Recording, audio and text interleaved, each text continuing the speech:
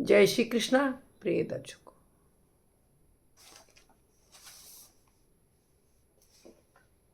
यूं ही व्याकुल हो जाती हूँ हे प्रभु, मैं भूल जाती हूँ कि आपकी कृपा की कोई तारीख नहीं होती है।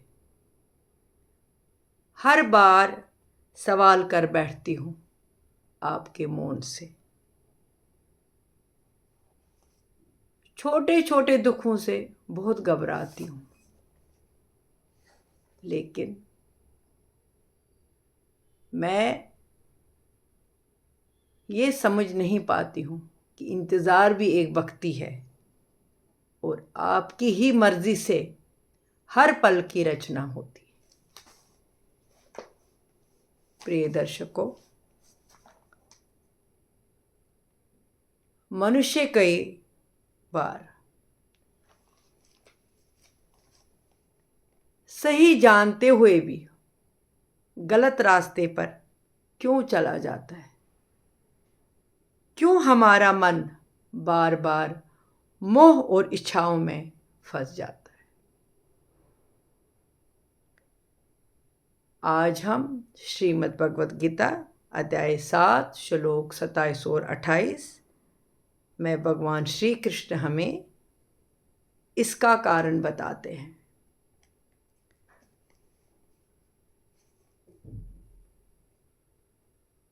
जैसे कि पिछले श्लोकों में भगवान ने हमें ये बताया था कि मैं हर मनुष्य के भूत, वर्तमान और भविष्य के बारे में जानता हूँ,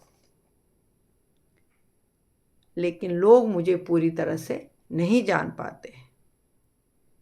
आगे भगवान बताते हैं कि राग, आसक्ति और द्वेष, नफरत के कारण मनुष्य मोह में पड़ जाता है, जबकि पापों से मुक्त लोग भगवान की भक्ति में स्थिर हो जाते हैं।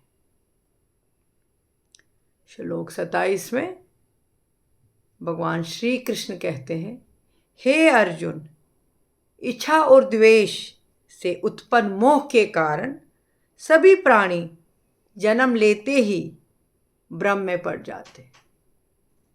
जैसे किसी व्यक्ति को जो चीज़ पसंद आती है वह उसी के पीछे भागता है, और जो पसंद नहीं आती है उसे दूर भाग जाते हैं।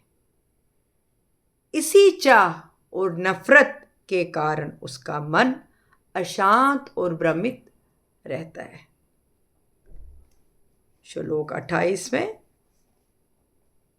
भगवान श्री कृष्ण कहते हैं, लेकिन जिन लोगों के पाप समाप्त हो जाते, खत्म हो जाते हैं, हो चुके होते हैं, और जिन्होंने अच्छे कर्म किए होते हैं, वह मोह से मुक्त होकर दृढ़ संकल्प के साथ मेरी भक्ति करते हैं। जैसे साफ दर्पण में चेहरा स्पष्ट दिखाई देता है, वैसे ही शुद्ध मन वाले व्यक्ति को भगवान का मार्ग स्पष्ट दिखाई देने लगता है।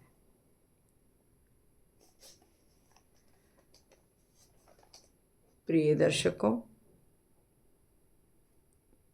इन श्लोकों से हमें यही सीख मिलती है, इच्छा और द्वेष मनुष्य को भ्रम और अशांति में डाल देते हैं। अच्छे कर्म और शुद्ध जीवन मन को भगवान की ओर ले जाते हैं। मोह से मुक्त होकर की गई भक्ति सबसे मजबूत और सच्ची होती है। इसलिए प्रिय श्रोताओं, प्रिय भक्तों, भगवान श्री कृष्ण हमें सिखाते हैं कि जब तक मन इच्छा और द्वेष में उलझा रहेगा, इन चीज़ों में फंसा रहेगा, तब तक सच्ची शांति नहीं मिल सकती।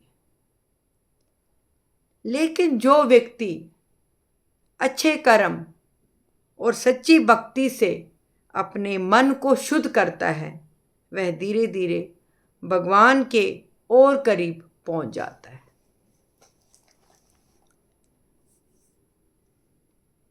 प्रिय दर्शकों, अगर आज के गीता ज्ञान से आपने कुछ समझा है या आपके जीवन में इन श्लोकों से कुछ प्रभाव पड़ा है तो लाइक, शेयर और कमेंट ज़रूर कीजिए।